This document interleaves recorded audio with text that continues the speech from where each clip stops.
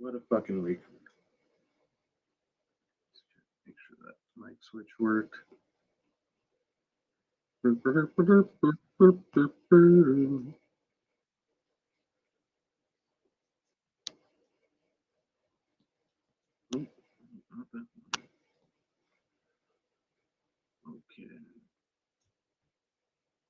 Check, check, check. Is this thing on? Appears to be working. Well, Bob, grant me the serenity to accept the things I cannot change, right? Any rough spot. I've been trying to care for somebody who has had difficulty staying sober this week. And they flew the coop on me this evening after a pretty serious relapse episode last night. I'm not too happy about it. We're still in contact right now. Doesn't make me any less worried. We were in contact last week before they overdosed. So it's out of my control. This is what we call radical acceptance. Radical acceptance has to do with, well, accepting really tough shit, and you really can't affect and change it, the way things are. I wanted to read this bit about high risk situations. I did finally come home. I haven't been at home much lately. Appears my presence is requested elsewhere. But I needed to come in here and decompress and deal with my own shit a little bit.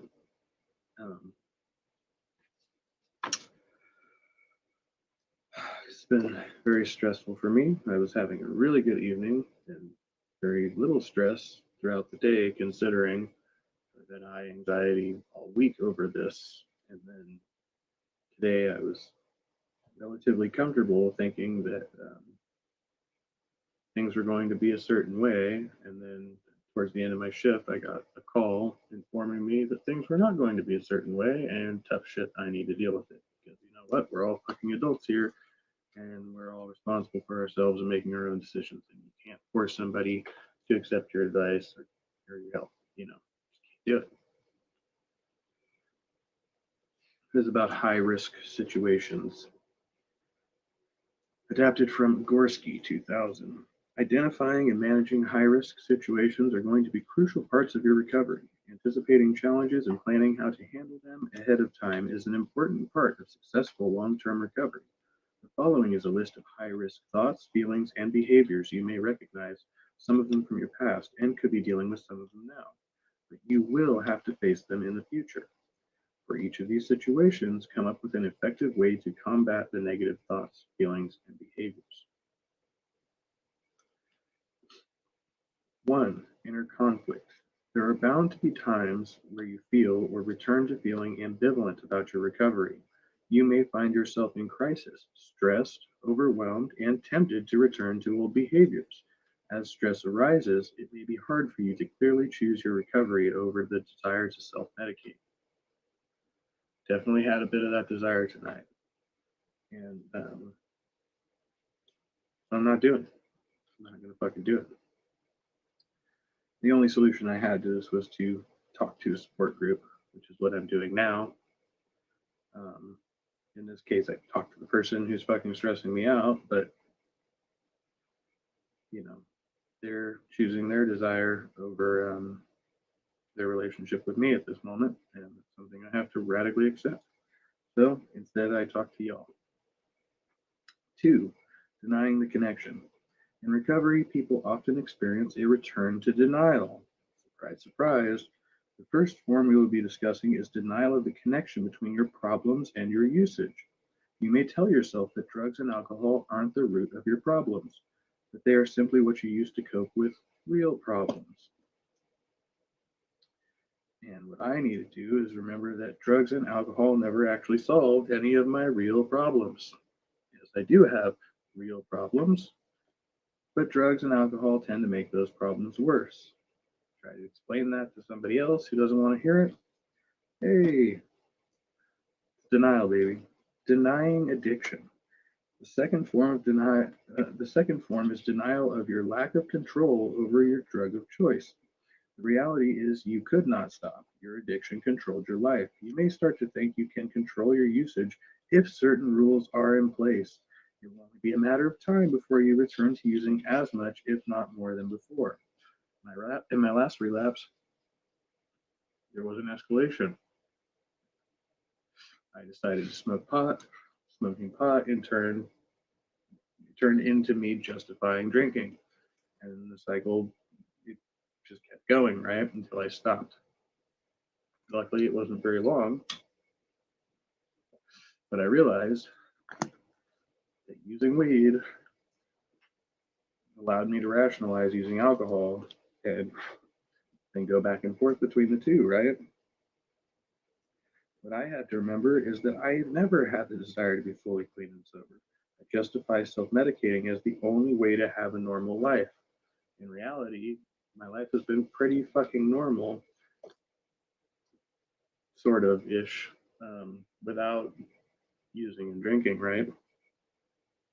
Um, I'm not nearly as stressed and fucked up as I thought I would be. Most of my stress right now um, is around this person who I'm, trying to be a good friend to. But again, you can't force yourself onto people. You can only try your best. Um, and that's exactly what this person is doing. They think if they just smoke weed, that they can, you know, not do other drugs and stuff. And he said, we'll see. Or, this one's crucial, pushing away people who can help. Now, I offered to go with this person to do the thing that they're supposed to be doing right now, just so I could be there as a fucking guardrail. And they said no, no, or they shined me on at least. And then they had somebody else who's not in recovery come to help them, which tells me red flag, you don't plan on fucking staying clean, right? You may start to think that people are trying to change you, that they don't like you the way you are. You may feel people are getting involved in things that are none of their business. So I've been told, if they just leave you alone, you would be fine. Good luck with that.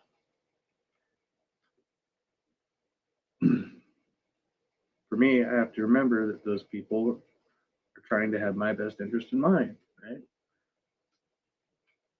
My decision making process has not always been the most sound. Right now, it's pretty fucking good. And I told that person that I would not fucking drink over them. And I'm going to stick to that. So if they choose to use, they got to deal with that. It's not my fucking problem. It's not going to shake my sobriety. 5. Romancing the high. When you are craving, you may start to remember how good using was in the past. Many people in this state exaggerate the positives and minimize the consequences, and using begins to look good again. Suzanne, yeah, good to see you, Suzanne Eckstein. It is not easy helping the newcomer. That's true. This particular person is younger than I am, but has been through rehab a number of times, where this is my first time. Um, their drug of choice is very dangerous, and they recently overdosed and relapsed as recently as last night. And I was there to have to fucking deal with that. And so right now, they're completely disregarding me and everything I have been through with them and taking this risk. But said we're all fucking adults. For me, I have to remember all the negative effects and damaged or lost relationships that I've caused through my choices. And, you know, that's not, um, that's not seeming to affect this person right now, which sucks. Suzanne, 38 years clean and sober, dealing with a woman now that's wrecked every day. Well, congratulations on 38 years. And yeah, I feel what you're going through. There's actually two people right now who I was in residential treatment with who I've been trying to help since they've come out. Um, and they've both relapsed on multiple occasions. So my presence doesn't seem to deter much from that, or at least when I am present, it deters. But the minute I leave them to their own devices, they find a way to relapse, and I cannot be there 24/7, and they won't call me for help. So you know, it's like I can't necessarily always run to be there. I have to work. I have to do things. I can't be attached to them at the hip. But in reality, they, like in this situation, find ways to push me away so that they can go relapse anyway. So, number 6, awfulizing being sober. Awfulizing could be considered the opposite of romancing, exaggerating the negative and minimizing the positive. In recovery, this could mean thinking that sobriety is full of pain, suffering, and struggling that is unbearable and not worth the effort. Now, sobriety can be pretty fucking difficult. I'm not going to lie to you here, especially when you're very accustomed to self-medicating. But it's definitely not unbearable. I mean, we're learning to sit with our emotions and realize that these feelings are normal, and trying to erase these feelings is not normal, and it tends to make your emotional state much worse.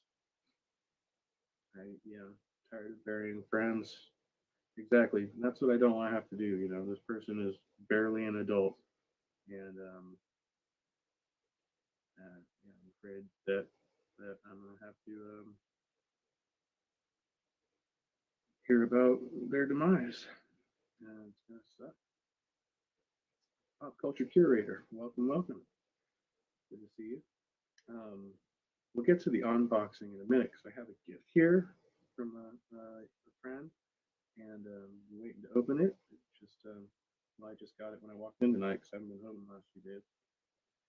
But the most important thing for me to remember if I awfulize the state of sobriety is remember how freaking badly I was suffering when I was drinking and using. Like, that's the reason that I kept crying out for help and that I ended up going to rehab, right? Because I couldn't moderate, I couldn't control it, and it was making me miserable. So if I ever have to think back, I've got plenty of evidence um, to support how miserable I was. I can just look at my own writing. I can look back at my old YouTube videos and know how miserable I really was, and not want to return to that state. So it's great to have evidence. What's up, William Freeman? Halcyonic Kaiju. Good to see you. Number 7, we have two more here. Magical thinking. Some people in recovery experience thoughts that drugs and alcohol can magically fix them. With this type of thinking, your drug of choice looks like a solution, something that enhances who you are. You may convince yourself that some of the magic has already happened, that despite the evidence, you can use again and not lose control. Um, but again, you always just cause more suffering. They've never made me better as a person. And in the long term, they've never made me feel better. It's always short term gratification. Oh gosh, Suzanne, I'm sorry. That's, that sucks. Um, yeah, the loss of family is like something that I've already experienced. And I know people who are currently, like one of these people is currently on the verge of losing their children, and if they continue the path they're going, they will probably lose contact with their children. I've already been through that for several years now, and I know how painful it is. Um, and I justified to continue drinking and using because of it too. So in their situation, I can just only try to like say, hey, look at my experience. This can get worse. You can go from having supervised visitation to having no visitation. It happened like that, you know.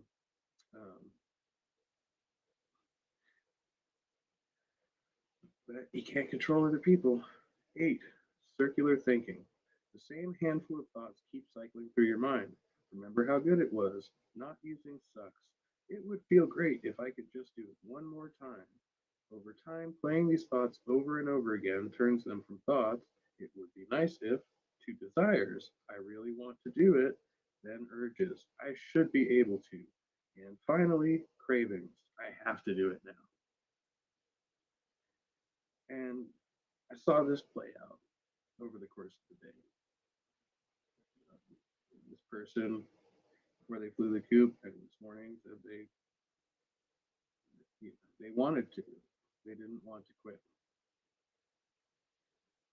And then they said they did want to quit, but they didn't think they could. Then they said, I'm an adult. I can do what I want. Fair enough. And, you know, they're also telling themselves they can control it. For me, I have to remember that the negatives always outweigh the positives and remind myself of breakthroughs that I have made in such a short time in recovery, which is true. Um, you know, I went through 8 months of therapy with a great guy who kept telling me, hey, you're really honest, you know, you're easy to work with, but you're never going to get over a lot of your baggage until you get sober. And I said, okay, okay. And going to my therapy sessions drunk and stoned. And sure enough, I didn't get over the shit.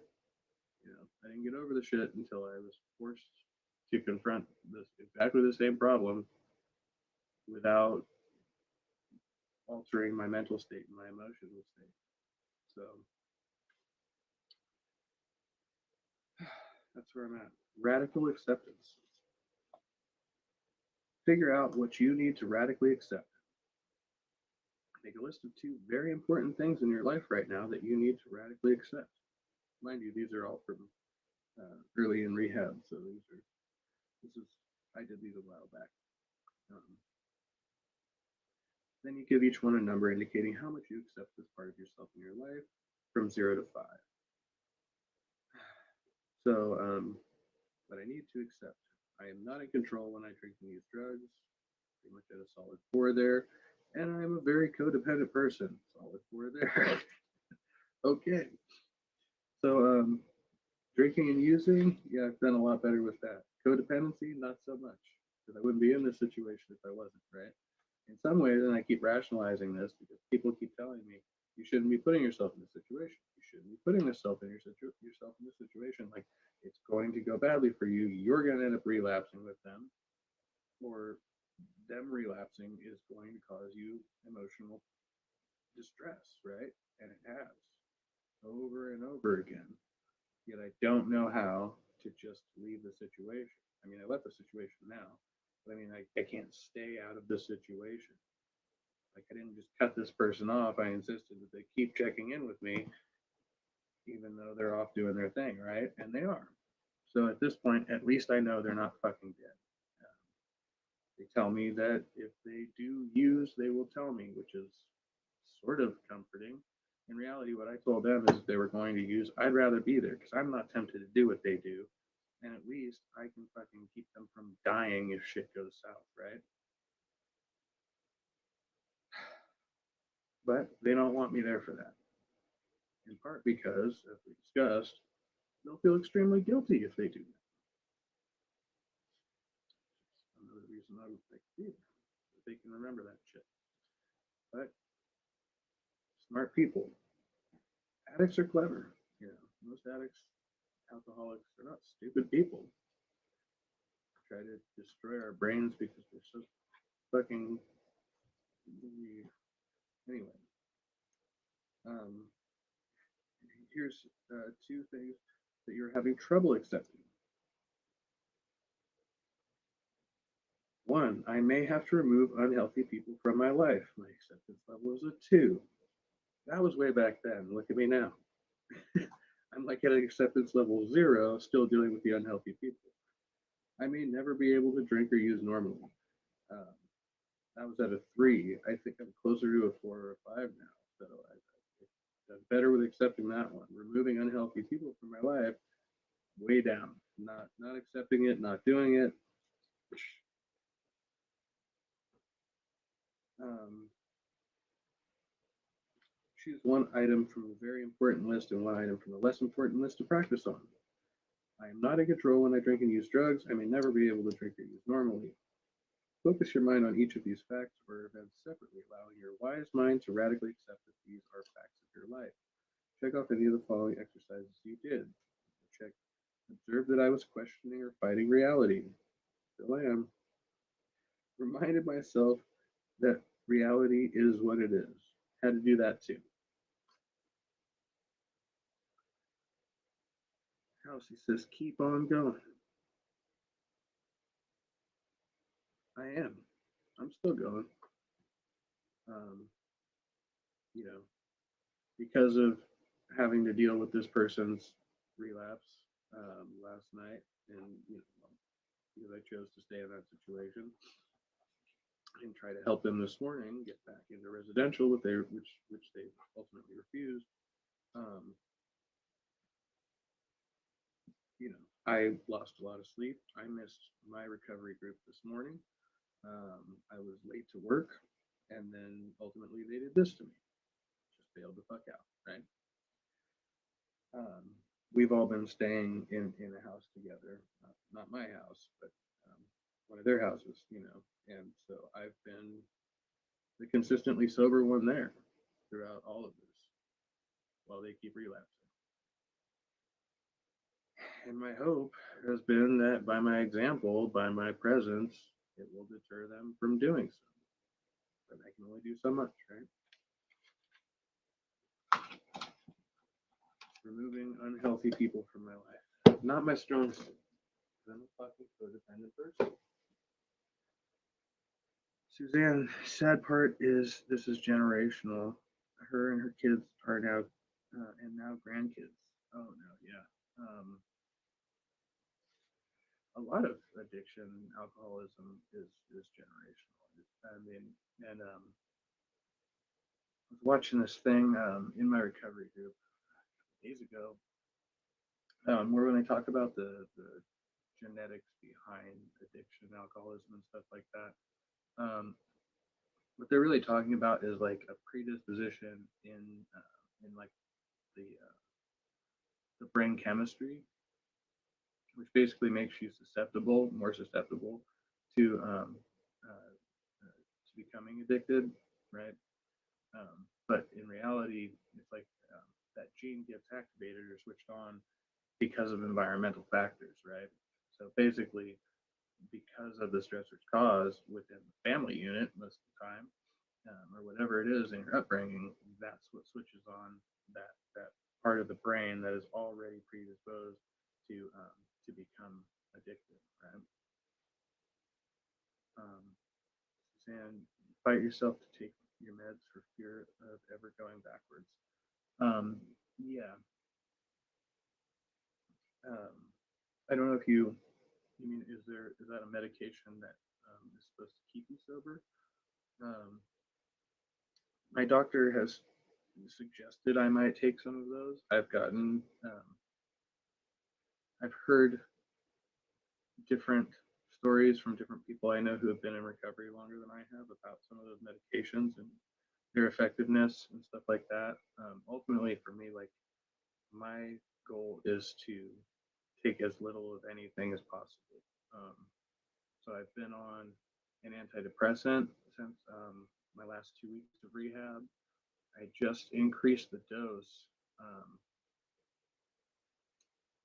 last Thursday, and then over the course of the weekend, um, that medication started causing me severe anxiety and insomnia, and so I stopped taking that medication. So now the side effects of that medication are wearing off.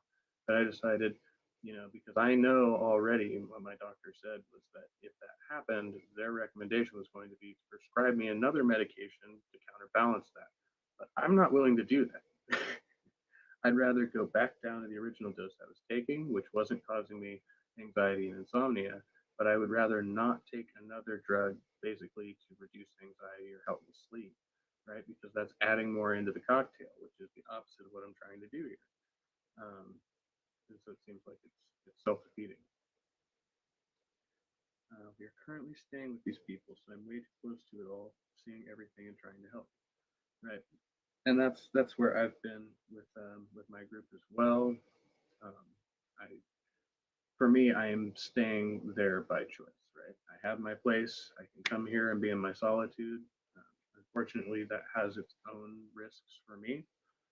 Um, but at least I don't have other people causing me a lot of stress and me worrying about their well-being. I mean, I'll still worry about them, but I won't be directly affected by their actions. I see what you mean. Yeah, trying to take the minimum. Exactly. That's what I'm doing too. I don't want to take too much. I don't want to take anything unnecessary.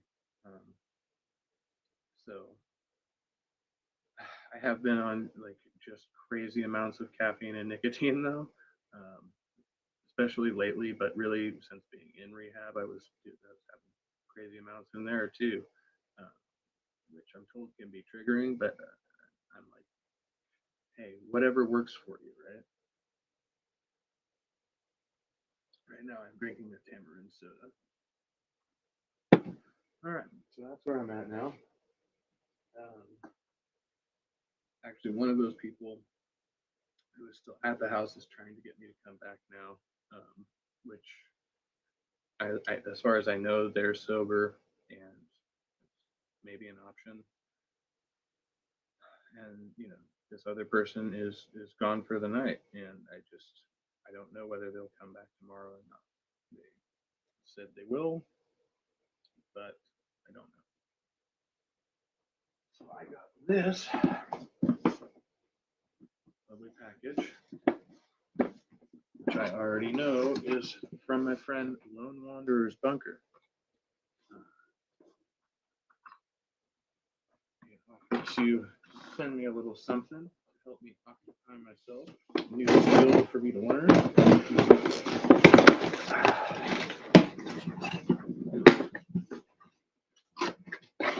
Help keep me sober. I'm going to learn to knit. Got some very nice green yarn. Knit with yarn, right? Very nice color green. I love green. Favorite colors. These circular set for making sweater, shawl, and scarf. I'm gonna figure out how all this stuff works. I'll watch a tutorial or something.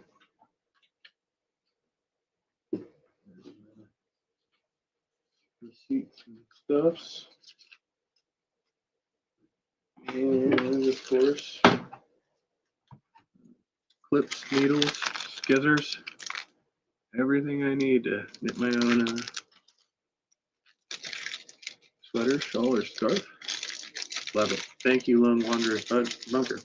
No, I need to learn to knit. That's the objective here. So I just have the tools now. So I'll have to get some lessons. And oh, the chat. No, they probably scared themselves off. It happens to the best of us from time to time.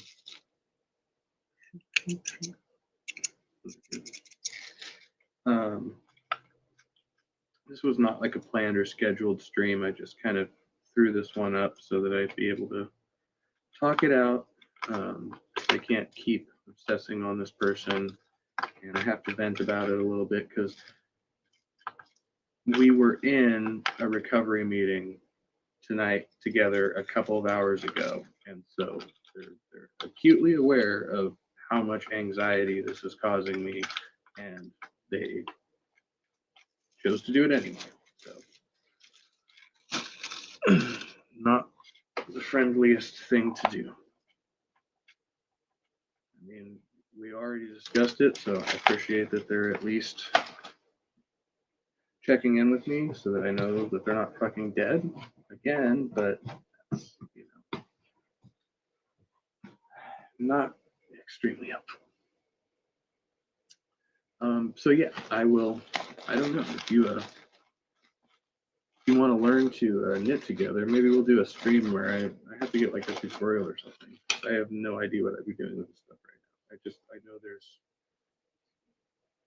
I know I have the tools and the materials to knit something now. So now I have to actually figure out how to do it, and it'll be amazing. It'll be great.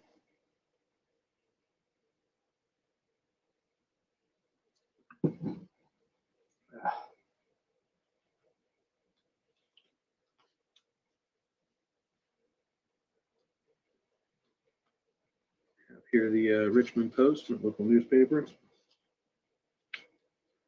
3 people facing 50 felonies for alleged series of Bay Area organized retail thefts. 3 people are facing dozens of felony charges after allegedly going on a spree of organized retail thefts in the Bay Area from September to November, California Attorney General Rob Bonta said Wednesday. The suspects, whose names were not immediately released, are accused of attempting 25 different robberies in multiple locations, including the robbery of a Louis Vuitton store in Walnut Creek late last year that involved crashing a stolen Land Rover into the store. You remember seeing that video. Organized retail crime is a top priority for our California DOJ, for my team, and for me. We're not just here to talk about it, we're here to do something about it, to act, as our action shows today, Bonta said at a press conference announcing the charges. Bonta alleged the organized crime ring stole over $650,000 worth of goods in Alameda, Contra Costa, and other counties, including San Diego, and targeted ATMs in at least 2 locations. The robberies were often committed at night and mostly targeted smoke shops, liquor stores, and retail stores. Many of the robberies were stopped while they were in progress, but the suspects fled in getaway cars in each instance. The 50 felony charges include organized retail theft, second-degree burglary, grand theft, vandalism. Bonta said the 3 suspects also faced 10 misdemeanors. These weren't one-off smash and grabs at your local big box store. We're talking about a series of coordinated, organized crimes that took place over the course of 2 months. The arrests were made with the help of a task force made up by representatives from the Concord Police Department, Walnut Creek Police Department, Oakland Police Department, Brentwood Police Department, Tracy Police Department, and California Department of Corrections and Rehabilitation. Walnut Creek detectives worked diligently and thoroughly on this investigation. And it just goes on. Yeah, retail theft. Anything else interesting in here?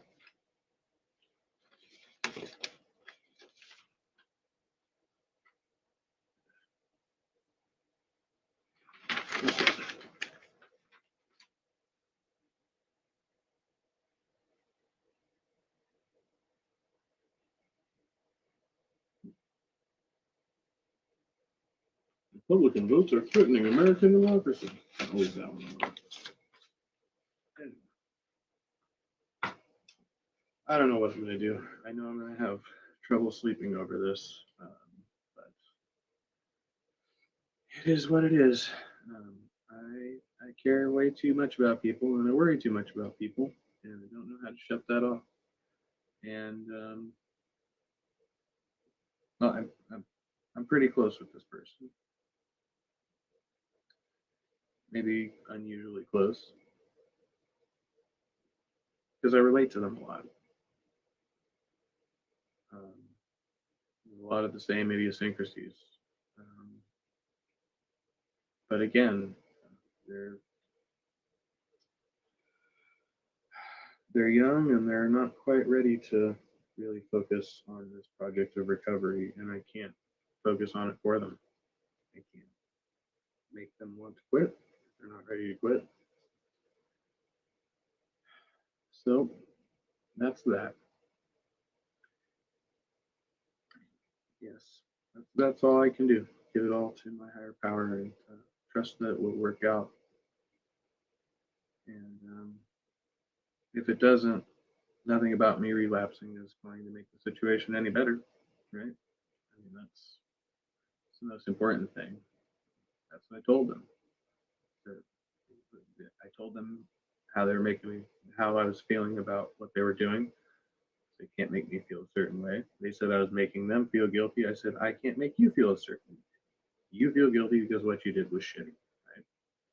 At the same time, I said, I'm not going to fucking drink over you. And I stick to that. I will not drink over that person. It's not going to happen. As much as I may have been tempted momentarily. Not going to happen. All right. Well, it's a little bit after 11 o'clock p.m. I'm trying to decide whether I'm staying put here or going back to keep our other friend company because they're struggling too, but I don't think they're struggling in the same way in this moment, and none of us really like to be alone all that much. So as long as we're a support group and not a relapse group, that will be two. My 15-year-old boy and I carry Narcan with us. Yes, I should have Narcan. I don't. We did have Narcan in the house for that person, but I don't know whether they took it with them or not. Hopefully, they took at least some of it with them, but it was theirs to begin with, right? So they're at least responsible enough to keep that on hand and all of that. But it doesn't really comfort me. Like I said, the last just last week, this person overdosed and ended up in the hospital in almost the same situation that they're in now. And so, you know, I can only sit and know that it's happened before. It could happen again, and there's nothing I can really do about it right now. So, yeah, I've got to try and get some rest, get back into my recovery group in the morning. They're going to want to know where I was today. And I'm just going to have to tell them because that's my main thing. I'm brutally fucking honest. I just don't bullshit people anymore. I've tried not to bullshit people for a long time, but like now I'm like really, really not bullshitting people at all. Like when I go in there and I tell them, that's why I haven't gone back to AA, honestly. I've been doing other recovery programs. I'm just not going back to the AA groups I was in because I'm not going to come back in as a newcomer. I just, right now I'm trying to focus on the positives here that I did slip, but it was relatively brief. I was able to get myself out of it. I reached out to a couple people, but essentially it was me that made the choice. I was like, I'm gonna fuck all this guilt and fear and all of that. I'm just gonna tell people that I slipped, and then I'm gonna start going. Nobody had to push me or anything like that. It was willpower, a little bit of willpower in there. I like to exercise free will every now and again. Uh, yeah, I've been thinking NA might be more appropriate for me. I need to find some groups around here. I really just kind of have been going to the ones that pop up because there's like an AA meeting guide app. So I started just looking for local meetings around here. Wanted to find the Alano Club. Cool. Now I've got a couple connections that I've made from those groups that are still texting me and stuff. And honestly, because of my work schedule, it's been pretty difficult. And because of dealing with all of this that I've been dealing with, it's been pretty difficult for me to make any of those meetings. But my work schedule will be changing next week. I'm transferring to a new site. I'll be working at the Golden Gate Bridge, essentially, or very near there. And I'll be working graveyard shift. So that will have its own challenges, but it'll be good because it'll be a Monday through Friday job. I'll have my weekends back, and I'll be able to do more of my recovery activities that I need to be doing during the day that aren't usually available in the middle of the night, as much. So yeah, but I have been going to smart recovery meetings, which I've been able to attend on my downtime at work sometimes. But I can attend those virtually, and so that works for me too. Smart Recovery is just it's a peer support group. It's a cognitive behavioral therapy based system. which is the same stuff we were doing in that workbook, CBT, and it works very well for me as also. I have been working on the steps, not so much lately, but I was getting into those just as a practice. So I will probably get back to that. I still read the big book. I have the Dharma Recovery book. I mean, I'm pretty much trying to work a little bit of every program that I've been exposed to. And actually, I was just exposed to a new group through Smart Recovery tonight. It's called um, Elevator Recovery Elevator. I think that's what it's called. It's just kind of an additional